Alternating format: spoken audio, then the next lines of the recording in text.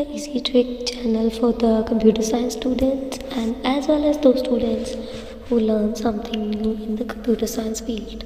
This is the next part of the Python language, and the previous parts, all previous parts available under the description box, all links available under the description box. So those students who learn about the introductory level and the other parts, kindly see that tutorial, and after that you will shift into that tutorial. This is the next part of the file handling related with the very important aspect of the Python, and this is the third part of the file handling. So already two parts covered from this day, and the link available into the description box. So those students who don't see the previous parts, kindly see the previous part, and after that you will enter into that particular file handling part. And this part is also very interesting, but only for those students who learn the previous part, because we was discussed in the previous part that how to create the file, how to read the file, how to write the file, and how to read line and lines file. And after that we will enter into this, that where we will see and we will learn about that how file path is not found. When the file path is not found correctly, on that time that is handled with the exception handling. So exception handling video is already available onto this channel. Kindly see the playlist of the Python. You will see every video in this. And if you don't stuck into that particular, kindly click the previous part link into the description box, and when you will enter into the previous part, at every part the previous part linked up with every video. So the exception handling is also very important, because operating system, if the operating system is not found or will not found the particular things into this matter or into this part, so on that time file handling will choose. Firstly we will see the path like this. This is the fopen command. This is the last part, the same location, but the file name is different, and read, and there is the read lines equations. अगर आप यहाँ तक ही execute करोगे ना इसको, तो automatically ये part में नॉट फाउंड पाथ की एरर देगा, अगर हम सिर्फ और सिर्फ इन दोनों पार्ट्स को ही चलाते हैं, सिंपली इसको और इसको। अब था कि अगर इसको चलाएंगे तो ये ऑलरेडी हमारे किसी भी पार्ट में अगर ये पाथ ऐसा है ही नहीं, पाथ गलत है, तो यहाँ पे आ जाएगा नॉट फाउंड, एरर आ जाएगी। अब इस एरर से बाहर निकलने के लिए हमने लास्ट टाइम पढ़ा था कि कभी भी एरर आ जाए, आइदर वो प्रोग्राम्स में आए या फिर ऑपरेटिंग सिस्टम के स्टोरेज मोड में आए, तो उसको आप एक्सेप्शन हैंडलिंग से हैंडल कर सकते हो। एक्सेप्शन हैंडलिंग का सबसे बड़ा प्रोसेस है ट्राई, जो हमने वहाँ पे भी यूज़ किया था। तो आप कोड को डालोगे ट्राई में, एक्सेप्ट में आप वो चीज़ डालोगे कि अगर सस्पिशियस कोड उसको कंट्रोल को, अब ऑपरेटिंग सिस्टम को यहाँ पे मिल रहा है कि पाथ फाउंड नहीं हो रहा, तो आप क्या प्रिंट करवाना चाहते हो, तो एक्सेप्ट में हम देंगे file not available, firstly create that file, because file ही नहीं है तो आपको फाइंड पाथ मिल ही नहीं सकता, तो फाइल नॉट फाउंड ही हमेशा आएगा। सो अगर हम इसके बिना चलाते हैं, ट्राई और एक्सेप्ट के बिना, एक्सेप्ट हैंडलिंग के बिना, तो ऑटोमेटिकली ये कोड कभी भी नहीं चलेगा, ये सस्पिशियस कोड है और ये सस्पिशियस में ही एंट्री कर जाएगा। बट क्योंकि सॉल्यूशन है हमारे पास कि आप एक्सेप्शन हैंडलिंग से इसको हैंडल कर सकते हो, तो फिर उस टाइम पे आप इसी पार्ट को एक्सेप्ट में डाल के जब इस कोड को रन करोगे तो डेफिनेटली ये तो सस्पिशियस आएगा ही, बिकॉज फाइल जो पाथ है वो फाइंड ही नहीं है, अवेलेबल ही नहीं है इस नाम का कोई पाथ, तो बनाएंगे कहाँ से। तो ऑटोमेटिकली जब है ही नहीं तो फिर ये वाला सस्पिशियस पार्ट जो है वो कंट्रोल यहाँ पे स्टक नहीं करेगा, एक्सेप्ट पार्ट पे आएगा, तो यहाँ पे मैसेज प्रिंट हो जाएगा file not available, firstly you will create the file. So this is the first part, and output ये आ जाएगी। अब सबसे इम्पॉर्टेंट आस्पेक्ट कि जब आप फाइल हैंडलिंग का कॉन्सेप्ट करते हो ना, तो किसी फाइल को जब ओपन करते हो, क्योंकि ओपनिंग हमने कर ली है बहुत बार, यूजेज कर ली है, तो उस फाइल को क्लोज करना भी बहुत ज़रूरी है। क्योंकि देखो अगर तो सेम पाथ के साथ चल रहे हो तो कोई इशू नहीं है, उसके ऊपर जितने मर्जी आप फंक्शंस परफॉर्म कर सकते हो। बट अगर आपने पाथ चेंज कर लिया और जो प्रीवियस फाइल है वो खुली रह गई तो ऑटोमेटिकली है वो गारबेज वैल्यूज़ का पार्ट देना शुरू कर देती है और फिर फाइल हैंडलिंग जो है वो एक्सेप्शन हैंडलिंग के साथ भी वर्क नहीं करती on that time. So MCQ question में अगर क्वेश्चन आता है कि with which error will be delivered on that time when the previous file will opened, so definitely on that time file not found, garbage values will be found, that type of error will be found. So इसमें हम अब closing सीखेंगे। हम उसी code को लेके चल रहे हैं, चाहे आप इसको एक्सेप्शन हैंडलिंग के साथ भी कर लोगे तब भी फाइल क्लोज हो जाएगी, और अगर नॉर्मल प्रोग्राम में भी करना चाहते हो तब भी फाइल इसमें से क्लोजिंग में आनी ही आनी है। अब देखो हमने वही कोड ले लिया है ऊपर वाला, लेकिन फाइल का पाथ हमने ठीक भी दे दिया है। ठीक भी दे दोगे तो कोई इशू नहीं है, फाइल हैंडलिंग इसको भी हैंडल कर लेगी। अब अगर पाथ मिल जाएगा तो डेफिनेटली वो फाइल नॉट फाउंड वाला एरर नहीं देगी और रीड लाइन करके आपको जो हमें लास्ट प्रीवियस पार्ट में हमने देखे थे आउटपुट जो हमारे पास आ रही थी लर्न कोडिंग और आपकी अंकित और अंकिश वाली वही आएगी और सेकंड नहीं आएगा। बट अगर ये ऐसा होता है कि कुछ भी नहीं चलाना इसमें से तो लास्ट पे जाके एल्स पार्ट में हमने ये डाल दिया है कि इस फाइल को क्लोज कर दो। फाइल क्लोज करना ही बहुत इंपॉर्टेंट एस्पेक्ट है क्योंकि फाइल आप खुली रखोगे तो इश्यूज डेफिनेटली आएंगे।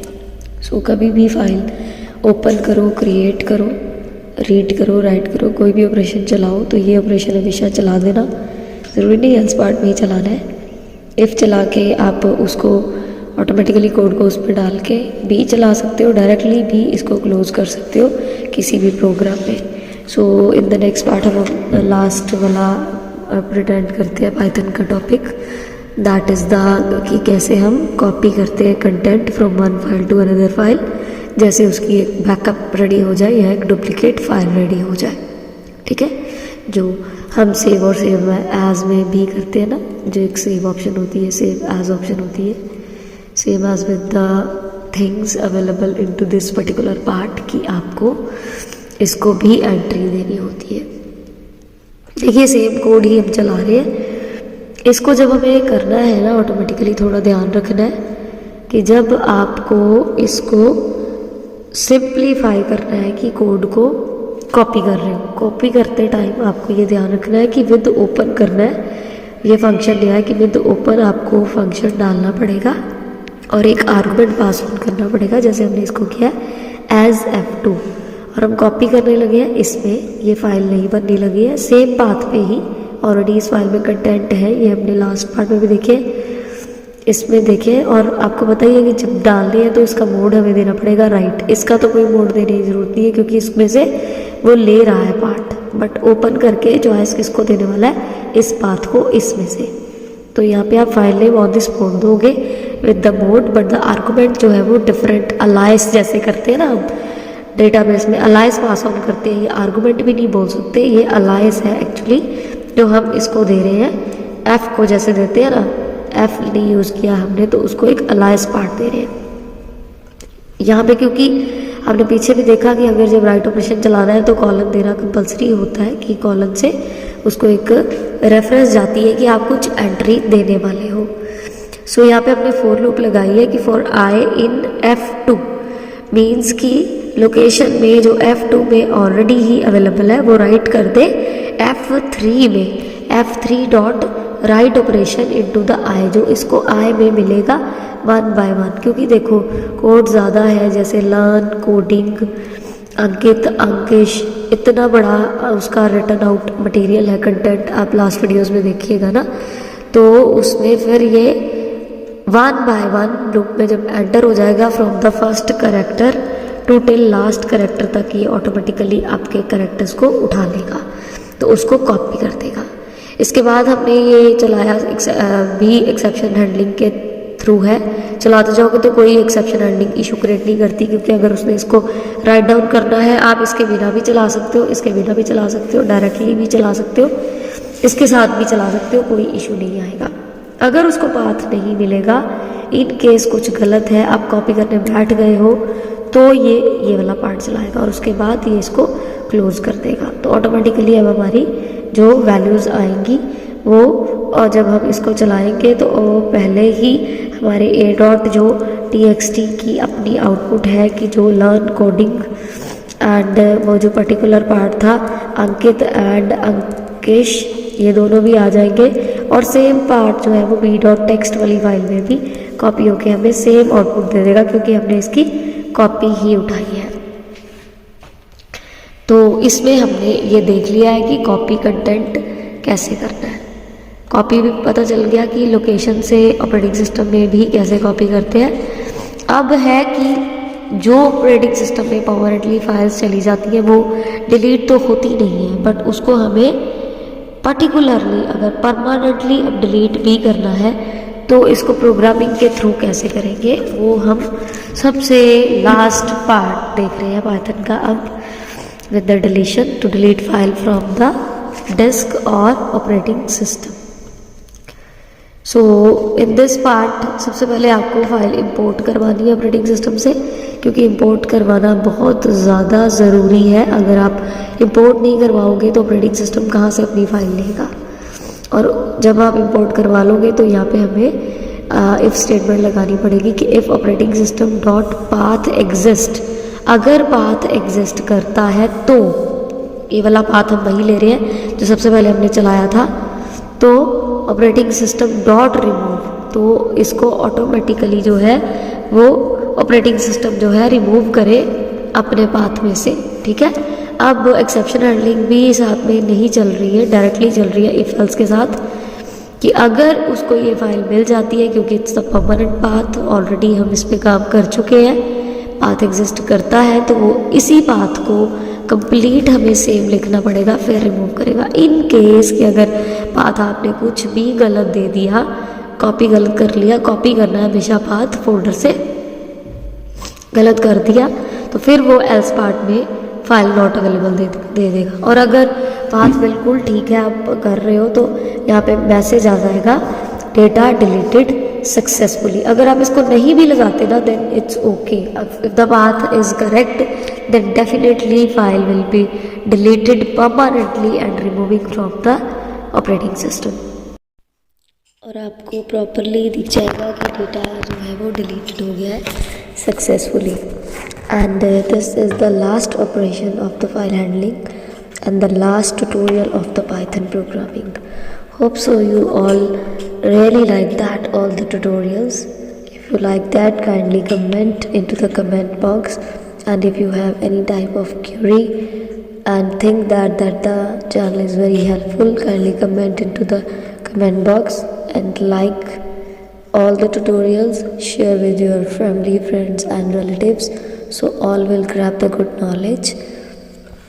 So at every part of the Python, previous links available, so you all check it out. Thank you so much for your cooperation.